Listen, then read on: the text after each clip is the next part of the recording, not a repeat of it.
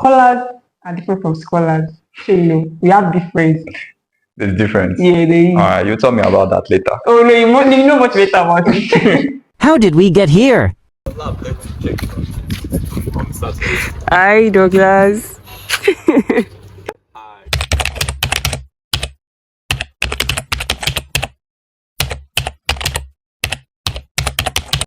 So, hi, welcome back to my YouTube channel. So, on today's episode, I want to have a 10 question with Douglas here, my scholar. Douglas. She's also a scholar. Okay, so Douglas, on a scale of 1 to 10, how would you rate last semester? Only academics or everything?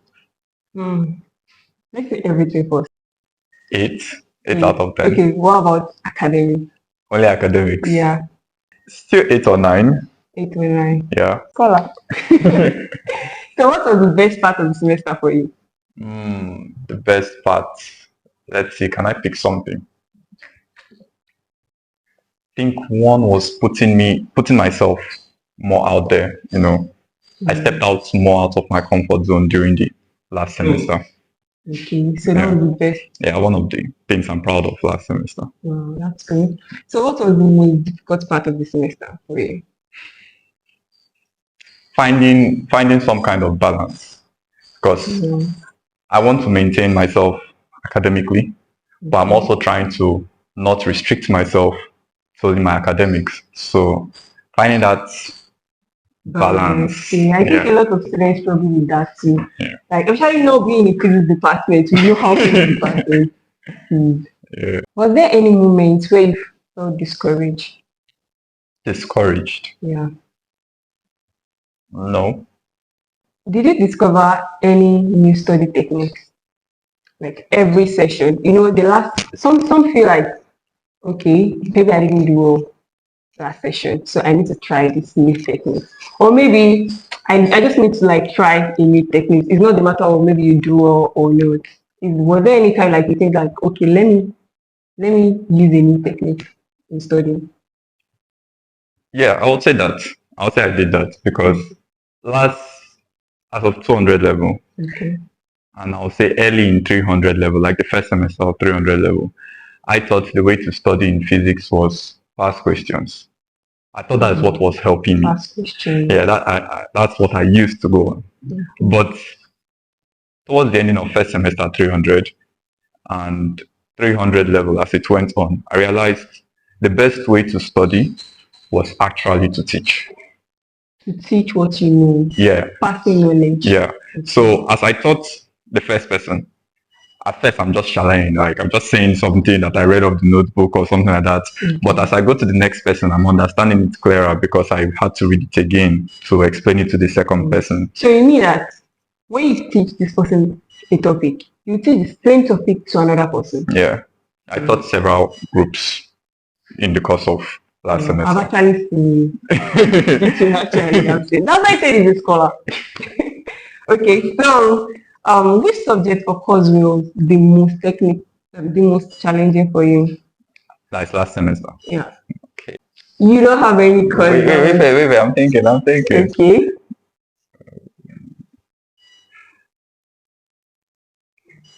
Before the exam, it was statistical because it was so broad. Statistical physics. Yeah, statistical physics 329. Yeah. It was so broad, and I was wondering where is this man going to pin his question from. So, it took a lot of time for me and a little bit of frustration because you're reading this, you're opening a new part and this entirely new unrelated knowledge. I don't really get the broad. What I mean by broad is there were many topics in it, and it wasn't one of those like calculus. Now calculus flows into itself. Calculus is broad, but the next thing depends on what you did before. Yeah. You understand? But when you go into statistical physics, some of the topics felt like disjoints. Yeah, it wasn't something that, I knew this from last one, so it just helped me, that kind of something. Yeah. Okay, so you said you actually put yourself more out there, right? Yeah. That was the thing that that, you actually appreciate that you did. Yeah. So how did you balance this with your study? Yes, you said that you know how to balance it, right? That it can affect one can I said affect the other one. So it was how a did you do challenge. that? It was a challenge, and I'm still figuring it out. To be honest, I'm still figuring it out because um, I would say part of my life that I regard important Mhm. has not done so well because of more time that I put into other things. So, still trying to figure out that balance. That's But balance. what helped me Okay. was that I limited the number of things I was trying to balance. So, at first, I was just prioritizing three areas of my life, Okay. Which and was your academic, the social life, and my academics, okay. my well-being, that is my Okay. well-being, Very important. and my spiritual life. Yeah, Spiritual life. yeah. That makes a lot of sense actually. So what advice would you give to someone struggling with time management? Hmm. I actually gave that advice to someone within this session, within last semester. Wow, that's Yeah, cool. he was having the same issues I had initially, trying to Okay. balance so many I think things. almost every student, if not Yeah, all, yeah, struggle with that. yeah. It's a big thing because you're trying to put time for your academics, but there are many areas of your life you feel concerned about, and so you're like, oh, I should do this, and I should do that, and I should do this, and I should do that. But you can't carry everything at the same time. You need to prioritize. So Mm. what three areas, I like three. Three is a good number. It's easy to manage. You have the topmost priority, you have your middle level priority, and then you have your down level priority. And you'll find that when they are tackling these three, if you pick them well, you will do other things at once. You would fix other areas of your life too at once. Okay. So pick three very important areas of your life and prioritize them accordingly, giving the most time to the area that needs the most time.